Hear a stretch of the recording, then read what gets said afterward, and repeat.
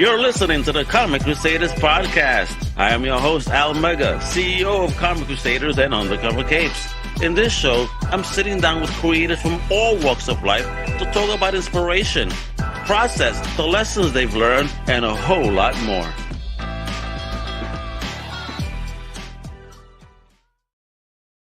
Hey, Power Man, this is your boy Al Mega. Welcome to a brand new Comic Crusaders podcast. That's right, baby. Today we talking to an amazing creator over here. My man is a renowned cartoonist, illustrator, and author of books such as Wink, When Pigs Fly, Monsters on the Hill, and now, guess what? A new book called Popcorn. Yeah, this one. Oh, yeah, I got it. Hey, don't be jealous. That's right. I mean, my man is killing it. Let me introduce this legend right here. The one, the only, the incredibly talented Mr. Rob Harrell. How you doing? Thank you. I'm doing great. How are you doing today? I am doing fantastic. Finally, we're here today, folks. Yep. You know, they say it takes, 2 strikes, and then on that third one, we hit the home run, baby. And we're here. We're finally here. Big Rob, Al Mega in the building. We're going to be talking popcorn and a whole lot more, baby. I'm excited. So, Rob, again, welcome. I'm happy to have you. Welcome. Again, like I said, it's been some time that we've trying to put this together. So I'm happy. So finally, we're doing it. So let's go. All right. Thank you for having me, man. I'm excited to be here. So let's go, Kill. Energy time. Hey, Daniel. Yo. There we go. Big shout out to Daniel. He's always one of the first to comment. So big shout out to Daniel of Berry Sports Highlights. Make sure to follow him on YouTube and show that love. Now, Rob, talk to me. Tell our fellow Crusaders where you are originally from. That's the most important question you ever hear in your life. What is the first thing in fandom overall that you ever fell in love with? What is the worst thing or the first thing I ever fell in love with? The first thing in fandom. I'm from Bloomington, Indiana, originally. I live in Zionsville, Indiana now, just north side of Indy. First thing in fandom, I probably fell in love with the comics. The comics page. I was deeply into, every time the newspaper came, I would pour over the comics from before I can remember, and so I was always obsessed with those.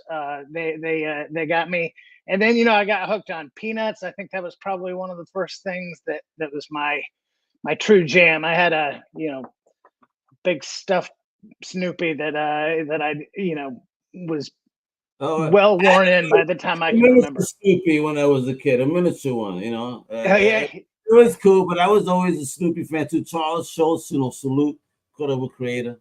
Absolutely. And then I got further into comics as I grew up in the comics page and Bloom County but also like Charles Adams. I like how you say this. You're on the very newspaper angle of comics. Yeah, I did. I came in from that angle, and so that was my jam when I was a kid. Excellent. So, when did you find traditional comics? I got into traditional comics a little later, but I got into like Mad Magazine, and then that led me into some comics like. I hate to admit this, but I don't know if I'll get harassed for this, but I was probably more of an Archie comics and Richie Rich and Sad Sack and all these comics. Yeah, don't feel bad. They used to do flea markets in my home when I was a kid, and there was this one gentleman. That's all he had: Richie Rich, Archie, Casper, all that. You know what? But listen, those are iconic comics, and sadly, still considered even indie. Like for the length of time that Archie's been around, they should be, much more than indie, in my opinion. I'd agree with that. Yeah, and then I eventually got into Batman and got into some DC stuff and what era? What era did you get into Batman? Oh, I don't even know the names of the eras. That's how bad I am at talking superhero comics. But I don't know. I started reading them. Well, first I started watching the show, and then I started watching reading the comics, and then just recently I've been really back into.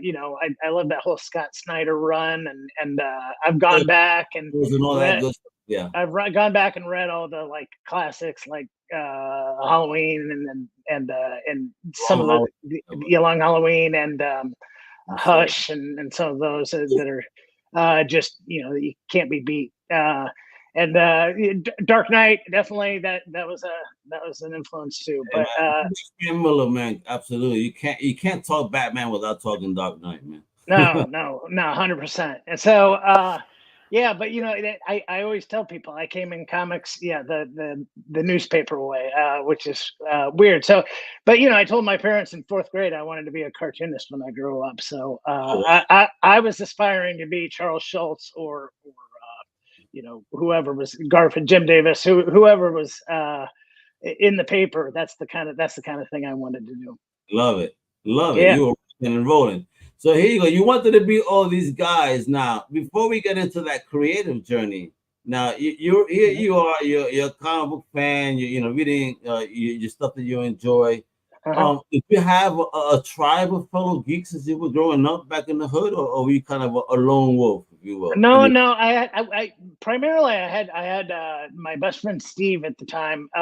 He was really into drawing as well, and so was I. And so we were super into that, but also like late night on Saturday night, the late night scary movies and Godzilla and Yeah, Planet of the Apes, all that stuff. And I love that stuff, bro. Stop, bro. You're gonna make me watch the old TV series. I'm trying to finish it. And I'm halfway through the first season, just reminding myself of how yeah, awesome it was as a spinoff.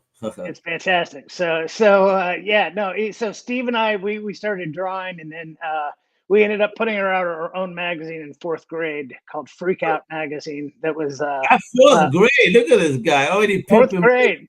Yeah, Hey, we sold subscriptions and everything, and it was sort of subscriptions, it was sort of gangster. our version of Mad Magazine. Yeah, I would say, but Wait, were you making fun of fellow classmates? Because we did a comic book too, but we didn't. We did it for free and handed it out just to get people upset because we were doing heads, and basically everybody had a weird shaped head, but yeah, based on the nickname. So yep. we were fucking draw these characters, whatever nickname we have, that was their head and attached with arms and legs, and that was it.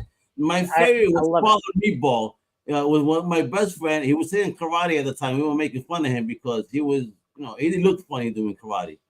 So we drew him as a Yeah. meatball with a Daniel San type thing. You know what I mean? Very, very funny. He I didn't did think it I was. did I did some of that stuff in middle era in high school and got in trouble for it, where we'd make fun of the teachers and fellow classmates and all that. And so we got a little bit taken down for that. But Love it, man. yeah, but no, that first one, they were, they weren't the most sophisticated. We were in fourth grade, so they were like pretty dumb jokes. But now that I look back on them, but it got me hooked. I went home and said, I'm gonna be a cartoonist. You watch. And Good, though. You know what yeah, you wanted early on, and that's great. So talk about the journey, beyond fourth grade and getting yeah. into creative journey. Like, how was that like? What inspired you? What was the spark when you said, I wanna actually have my name out there? Again, it was these comics, and I got into Bloom County was a big strip with Opus the Penguin and all that. That was a big Yeah.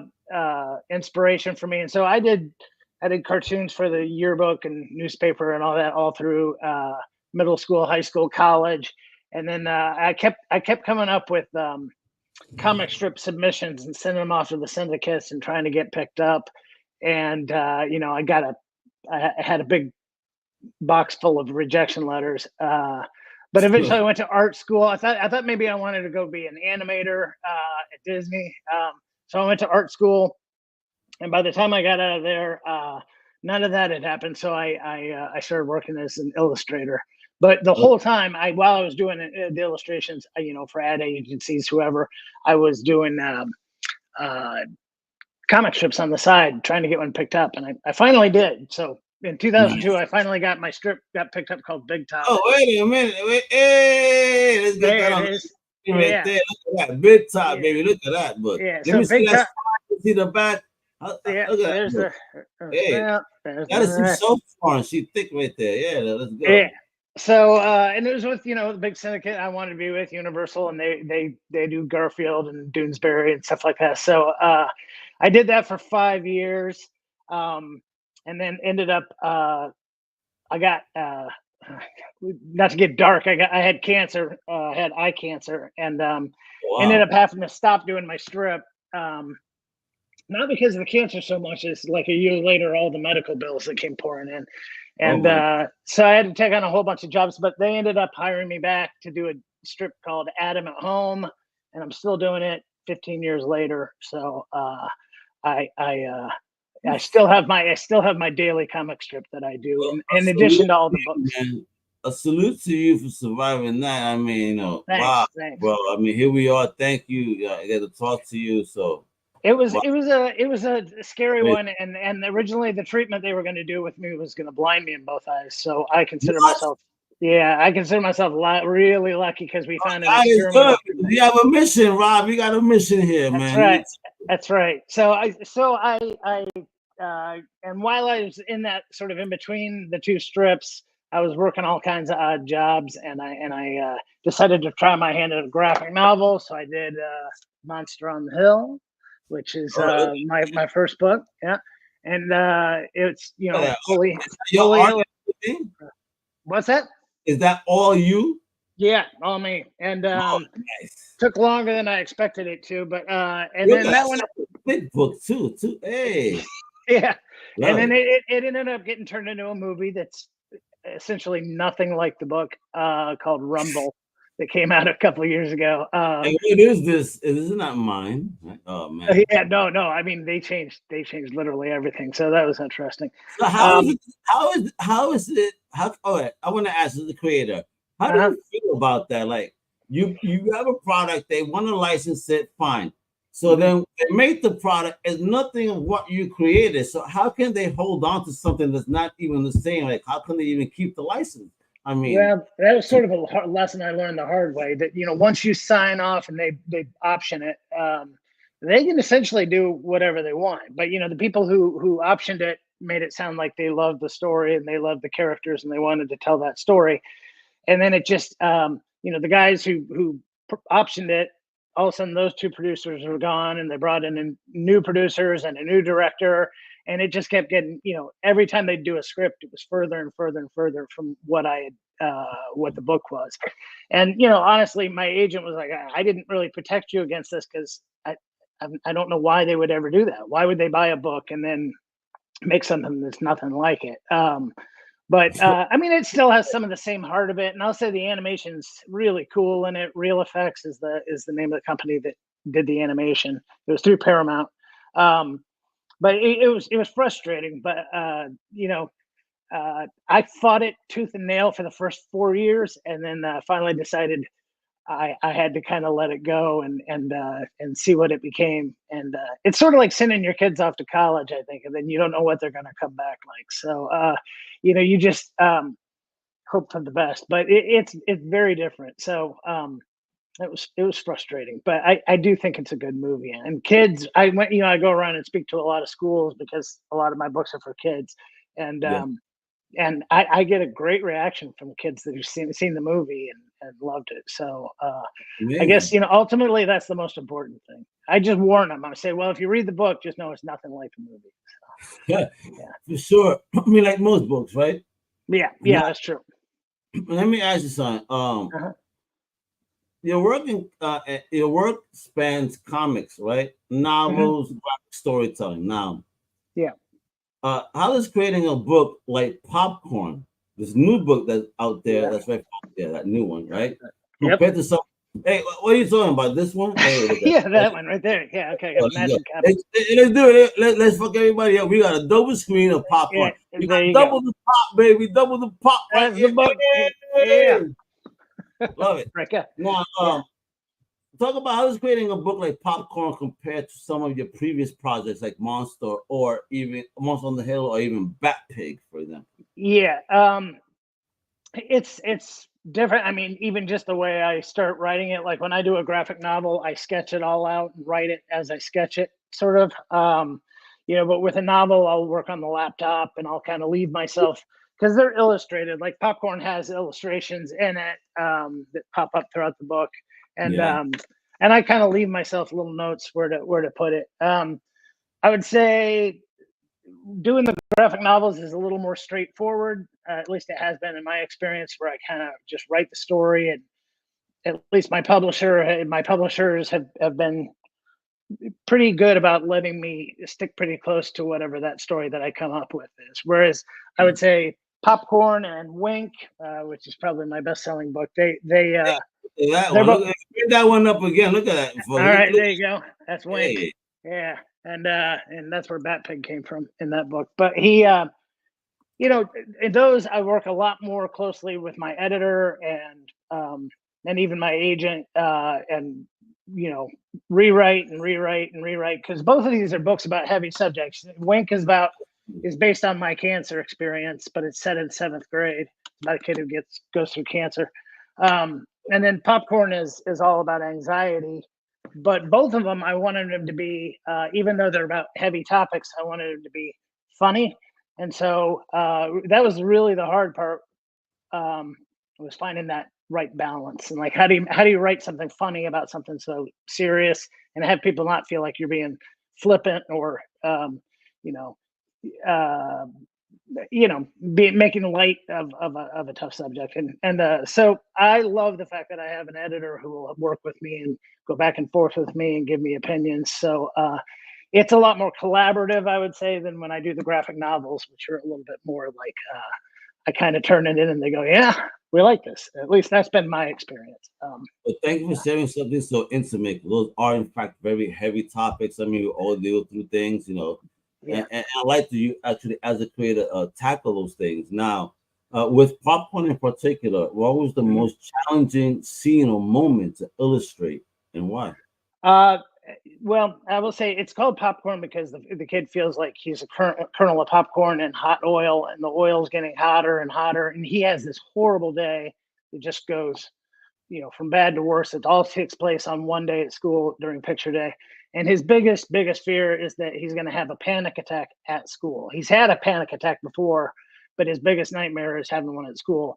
And no spoilers here, but he does. I mean, I think, and that scene was really hard to write. And you know, I'm somebody who I grew up with really bad anxiety. I used to get sick before school, you know, almost every day, and I still deal with anxiety. And unfortunately, you know, over the past 5 years or so, I've had panic attacks, and they are no fun. So writing, yeah. All right, writing. I'll share. You're sharing. I'll share with you, so that way you're not alone.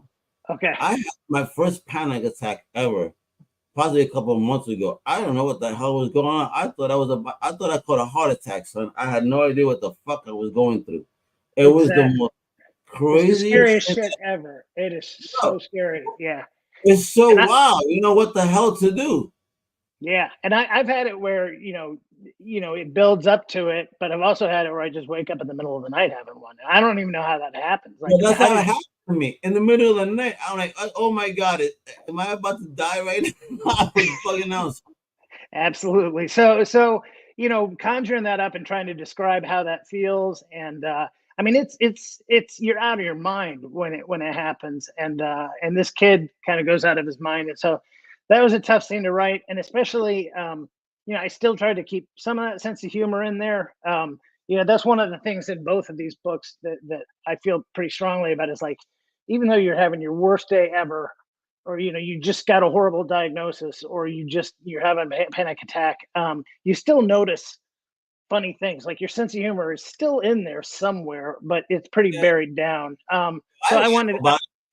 I'm like, what the fuck was I doing? I laughed about it. Like, God damn, was I fucking freaking out for what the hell just happened to me? And I laughed, you know, hey. Yeah. Well, and again, I think that's the thing about both of these books is I think one of the ways to get through anything is with a sense of humor. You know, it's and so in both of these books, the kids use their creativity. They both draw and they both use their sense of humor to help them get through it. And so I was trying to kind of pass that thought on to kids. But yeah, writing that scene, it was rough. And same with Wink. There were some scenes where you know, awful things happened, and I had to you know, kind of relive them to write them, and that's never fun. But imagine that. You know, I can imagine like you listen to your favorite song sometimes, and it may lead to a memory that a rabbit hole memory, and all of a sudden like shit, I don't want to listen to this right now, but then you're lost in that moment, and then like fuck, I got to deal with the emotion of this right now. Exactly. And so I did, and I listened to a lot of music that I was listening to at the time when I was going through my treatments and all that. And so I kind of sent myself down a 2-year rabbit hole, remembering all that stuff. And same with the anxiety with popcorn. I tried to just remember that feeling. And I've been I still deal with anxiety on a regular basis, and it's something I don't think you cure. It's something you kind of learn how to deal with. And right now, it just seems like everybody's got it. I mean, it's Yeah, almost like a second pandemic. Especially kids. It seems like they're just drowning in anxiety right now. So yeah, man. Wait till the aliens come, Rob. Oh my goodness. yeah, I can't imagine. Yeah, is that what's coming next? Okay. Yeah, that's next. I mean, listen, everything that's going on, why not? You know what I mean? Yeah, yeah. It seems like it would follow. Yeah, what's I going think on? we would probably look up on the sky and think, okay, whatever. Yeah, yeah, Yeah, absolutely. because you definitely do create characters that are relatable. I mean, as you mentioned, across different age groups. You may be writing books Yeah. for YA, but I mean, a person my age can even enjoy these stories. So, what's your secret to making these characters that resonate with both kids and adults alike? I think part of it is self-deprecation. I think if you have a character that's kind of um, maybe not the most confident, and they're sort of they're beating up on themselves just as well as the world is, just as hard as the world is, and they have to learn to sort of stand on their own and all that. I think that's one way to make them relatable. I think humor makes them relatable. In both of these books, some awful things happen to these kids, so you can't help but root for them. And then but I think there's nothing more endearing than somebody who has a self-deprecating sense of humor and can make fun of themselves and laugh at themselves. So I try to make sure. What's that? Those make the best comedians. Well, I agree 100%. And Those that are able to get into their own pain and laugh about it, or make a story of it and share it in a way that's humorous, like shit. That is talent, bravery, and all. That's why I love comedy. You know what I mean? As well. Because I mean, they talk the realness. I don't know if you ever heard Tig Notaro. She got Oh, diagnosed yeah. with Yes. cancer and got up on stage and did a set right after finding out. And she did a set all about that, and it was just off the cuff. And it's one of the bravest things I've ever seen. And it's funny, and I mean, it's heartbreaking and funny, all that at the same time. And I think that's a pretty powerful combination when you can get humor and heart, coming together. I think that draws people in, and also my hope is with like middle school age kids that helps them. Maybe I can give, I don't know that I have that much wisdom to transfer, but I can at least give them some things to think about, and maybe they'll sink in a little bit if I mix it with some humor. So let me ask you here, brother. How do you stay creatively motivated? I mean, especially after so many successful projects. I mean, does like popcorn mark any new directions for you as an artist creator? It's interesting. I think I've slowly over the years, I started out as I just like to draw, and it's weird that now I'm writing books. So I feel like I kind of snuck in the back door of writing. So there's been this slow sea change of me learning to trust myself as a writer and learn to enjoy that and enjoy it as much or maybe even more than the art part of it. And so I try to, when I sit down to come up with a new project, and usually, I have five false starts or books that I think are going to be my next book, and then I get working on it, and I'm like, nah, this isn't it. And it's got to engage, yeah, it's got to engage me, and if it doesn't engage me, then I move on. So I think I not only am I putting out a lot of work, I take in a lot of work. So I read a lot. I watch a lot of, there's so much great TV on now, you can't get through it. And there's still great movies coming out. And I'm just inspired by anything that takes a chance. And so I try to do that. And I heard somewhere that they said, if you've got three things you're going to work on, and one of them scares you, that's probably the one you should work on. So Agreed. yeah, Yes. and Go with the one that scares the shit out of you. You know what? That's the one that's gonna make it. Let's yep. go. And that's the one where you're going to find something out about yourself as you write it, and then therefore people are going to find something out when they read it. And I think Man, this guy is like he's like segueing perfectly, because I was about to ask you, for those who may be meeting you through popcorn for the first time, like, what would you like them to know about Rob Harrell as a creator? As a creator, oh boy, I don't even know. I try to put a lot of it into the books. I just I try to be a good guy, an upstanding member of society, but I think I have a sense of humor and I've learned by doing comic strips for years and years and years how to write a punchline, and I think that's if I have one, probably two things that are most important to me to get into a book is, one is humor, and the other is empathy. I just think like how important it is to be empathetic to your fellow human beings and your friends, your classmates, your family, and I think the world could use a lot more empathy right now. And so that's probably, if I had a soapbox I'd stand on, that's probably what I'd yell on. It's about putting yourself in other people's shoes and imagining, not just what it's like to be you, but to be somebody else. I think that's. I think I'm gonna go to every convention with a traveling soapbox, so that way I can cut the page, stand on this and speak. I'd love to see that. If you have that at a convention and I see you, I'll get up there. I'll rip for 5 minutes. Let's go. Now, let me ask here just a couple of last questions. What's one surprising detail or Easter egg in popcorn that fans should be on the lookout for?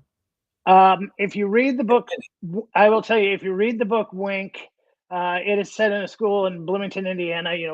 I basically said it in my middle school. And there's only one indication in the entire book of Popcorn, but it takes place in the same school. And you'd only know that it's a few years later, and you'd only know that if you pick up on this one line that somebody says in the book. So that's one to, if you read both, that's one to. But I love interconnected stuff. Stephen King does that all the time, where you'll be reading a story and all of a sudden you're like, wait a second, I just realized this is the uncle of that character from that other book I read 10 years ago, and that sort of thing. And so I've got one of those in there. So they do take place in the same school, same universe, all of that. Yeah, excellent. All right, so finally, what's next for Rob Harrell? I mean, you got this fire book, and it's dropped out now. I mean, I've been showing these links, folks. So they're also in the show notes, right? So you got to show that love. I mean, visit his website at robharrell.com, right? Yep. And that's Rob, HARRELL.com. I've been showing his socials on IG. It's Rob Top. Hey, that sounds fresh. Well, it's because of Big Top is what I've got. There you go. I got that name back then. Oh wait, you got the other way. So that again. Show that book. I want people to look at that as we talk. Then we got Twitter, Harrell Rob, Facebook, Rob Harrell. That's the love you got to show. But talk to me, what's next for you? Any new stories, characters? I mean, where are you going to appear next? Where can I meet you? Shake your hand. Got a signed book? Come on, bro. Start pimping. Okay, I'm doing a lot of school visits coming up. I'm going to be doing. I just did a book fair this weekend. I just went and spoke to a librarian organization. I'll be out going to nice things.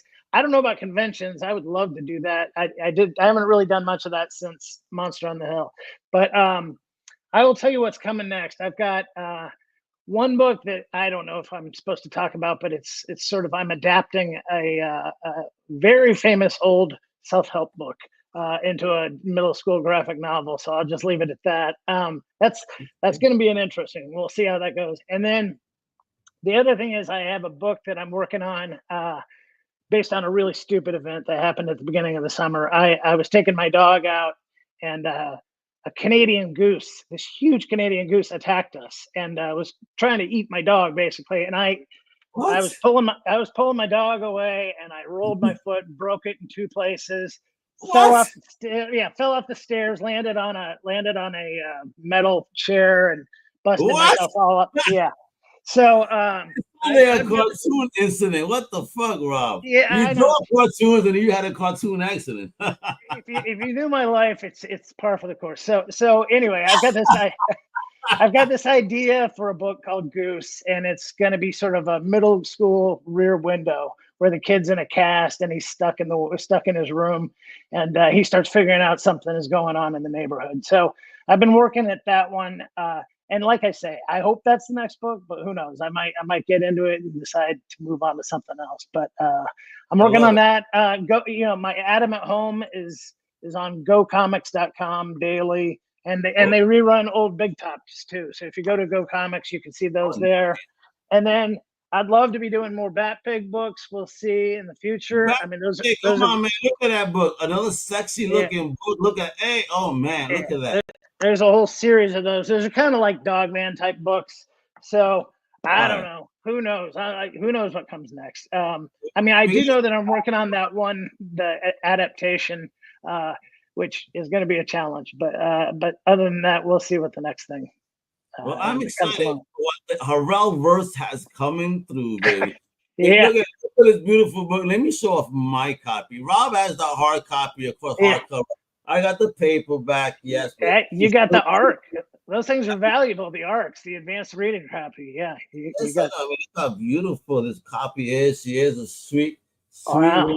And I've been digging in, so thank you for sharing this with me. Thank you for sharing your time with me and chit-chat about this. And again, folks, I'm telling you, guys got to, yes, thank you, and that I appreciate it. Right. I mean, this is an amazing creation, guys. So if you haven't been following, please, again, follow my man on social. The notes are below. You just go ahead and click away. Follow the website. At the website, can they get all these books from you? Oh yeah, and it has links to where you can go buy them anywhere. Like all the different places they're online, but you can pick them up wherever. But yeah, thank you so much for having me, man. You're a blast, and this was fun. I enjoyed this. I enjoyed the heck out of this. Well, thank you. But you rock. Thank you for your energy, sharing in your stories. I mean, flowers for amazing creators. Let me tell you, thank you, because you keep us entertained. You take us away into a different world, or even get in touch with our feelings sometimes. You know what I mean? Like realize some shit that we need to get some help from. So thank you for sharing stories that may help others, but also keep us entertained. Like you rock. I can't wait. Again, the Harrell verse, baby. You better. Yeah, it is popping off. I believe it. So thank you, man. I appreciate it. Thank you so much.